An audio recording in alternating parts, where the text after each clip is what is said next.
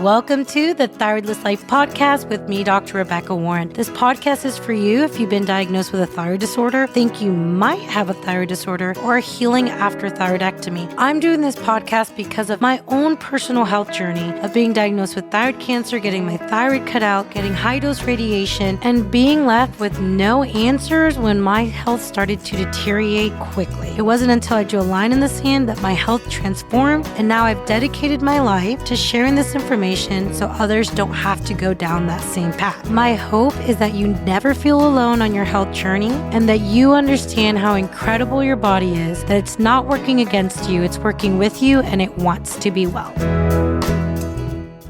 Hey guys, let's talk about one of my favorite things, which is fasting. And fasting post-thyroidectomy.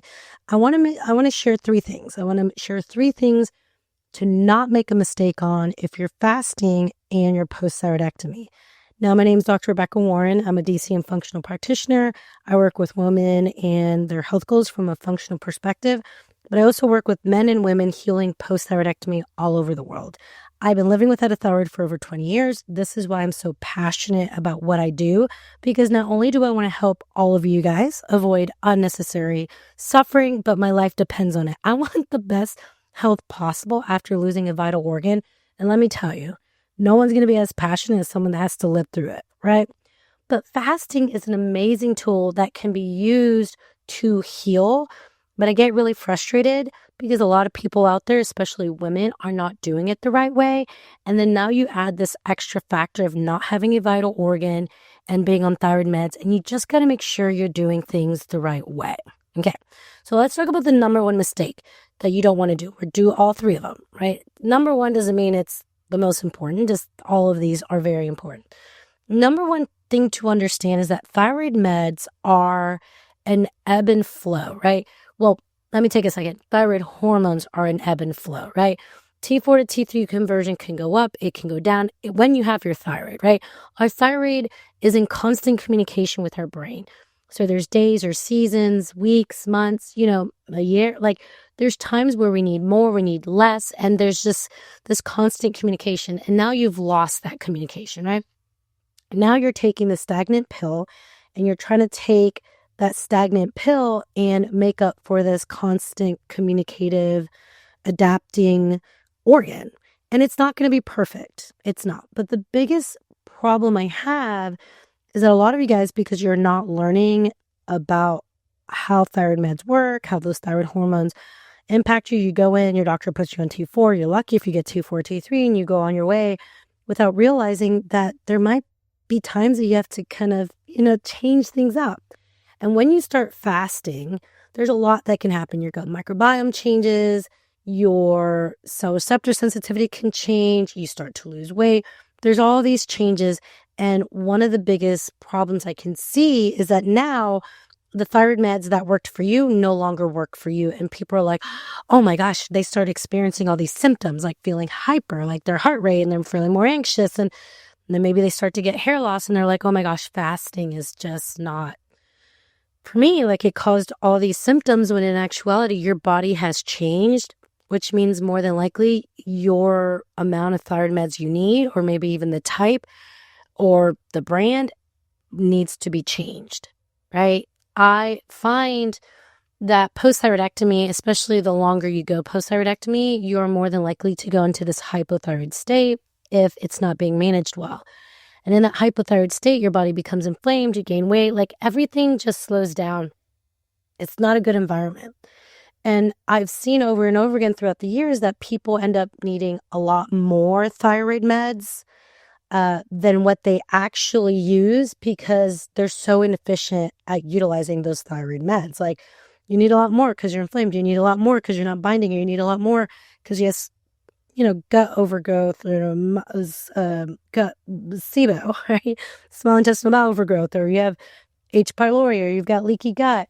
And you don't realize that how much you're taking is to offset all of that. And so as your body becomes more efficient, there's a possibility you need less. But a lot of times I find that people confuse the need to change their meds with having an adverse reaction to fasting. So that's the first thing, is understanding this ebb and flow when it comes to your thyroid meds when you're fasting. The second thing I think is really important to understand is refeeding. And this is such a big deal. Refeed. You cannot be in a chronic state of autophagy where you're breaking things down. You cannot be in a chronic state of, always breaking things down. You've got to be able to break down and refeed. Too many of you guys, so this is my thing, is like you start fasting, you lose weight, and then all of a sudden you get really obsessed with being in this really restrictive state. I've seen people just do one meal a day, long term. That is long term going to be a mess for your hormones, especially as a woman. It will be a mess. I don't care if you've been doing it for a couple of months now. I can guarantee it's going to be a mess. It's going to be a mess with your thyroid hormones. It's just your body needs to refeed. A beautiful part of autophagy, which is breaking down, cleaning out those damaged cells, is that refeeding. It's okay, we break it down, this catabolic state. Now we go into an anabolic state where we create this mTOR response and you rebuild. You feed stem cells. Feeding those stem cells, giving your body the building blocks it needs, is what's going to give you lasting change. And so I think the number one place where I see women just mess themselves up, this is for both men and women, but women tend to have this hypersensitivity with our hormones, is that you're too restrictive for too long. I want you to understand that your healing is not, when you go into a fasted state and you utilize fasting, I want you to remember that outside of everything, outside of my supplements and my food, my healing is already inside of me. It's this innate intelligence that every day is trying to fight cancer. Every day, it's creating new cells. It's heart's beating, lungs breathing. You're listening to this right here without even having to think about it. That's that innate intelligence. That's amazing. And when you remove all these things, your body conserves energy and it goes into that healing state.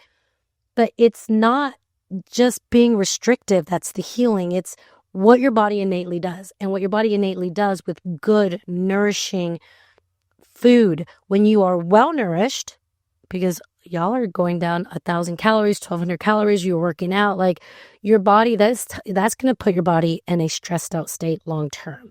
And so refeeding is very, very, very important for your hormones, but especially for T4, T3. Like you cannot find a balance. Like your body, when it goes into a chronic restrictive state, the needs of your body completely change. And being able to find a balance with your thyroid hormones is just not going to happen. The studies we see with, how everything shifts in your body, it's about restriction. A lot of it is about restriction, right? Caloric restriction. And being in a restricted state long-term puts you in a long-term stress state, a cortisol state. And if you want to mess up your thyroid hormones and never really feel balanced on it and kind of yo-yoing, then do fasting too long, too often. You have to refeed. You have to eat enough protein. You need to eat enough essential amino acids in that protein. You need enough fat, enough essential fatty acids. And some of you guys are going to be like, excuse me, what? And refeed with good, healthy carbs. I always recommend refeeding with good, healthy carbs before your thyroid labs to see if your conversion is a problem. Putting in good, healthy carbs are not the enemy. Yes, they're not essential, but they're not the enemy.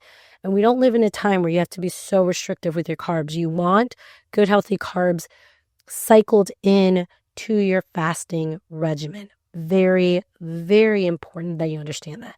The last thing I want you to understand is for those of you guys that are doing intermittent fasting every day, you want to make sure that when you break your eating window, so you're still eating enough calories.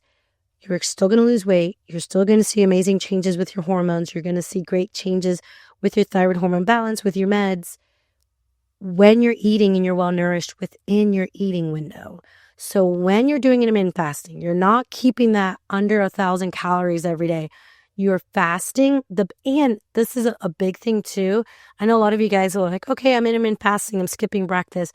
The best time to have your biggest fasting block is going to be between your last meal and when you go to bed.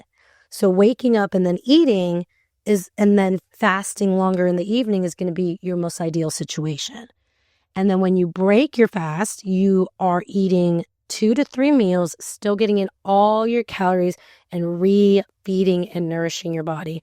Too restrictive every single day, not breaking your fast with enough protein in the morning is going to keep you in this low-grade fasted state. You want the benefits of fasting to be autophagy and then get into mTOR, breaking down and then rebuilding. Can fasting change everything for you post-thyroidectomy? Absolutely, but you've got to do it the right way. And if this has been helpful for you, please let me know. Send me post a comment here, or if you've struggled or you have some follow-up questions to this video, please comment, let me know, because I'd love to help you guys navigate the world of post-thyroidectomy and optimizing your health, really healing after thyroidectomy. If you've enjoyed today's episode, please make sure to leave a 5-star review. I love being able to see and read how this information is helping you on your health journey. And make sure to subscribe to the podcast. That way, when new episodes are live, you can have it automatically downloaded to wherever you listen to your podcast. The number one question I get asked is, how do I work with you? If you are interested in finding out more information about me and being a part of my community, go to my website, drrebeccawarren.com. That's dr.rebeccawarren.com. And you should be able to find the answer to your questions there, as well as checking out my Thyroid Inner Circle membership group, getting access to the free Thyroid Labs ebook that I have available for you, and so much more great information.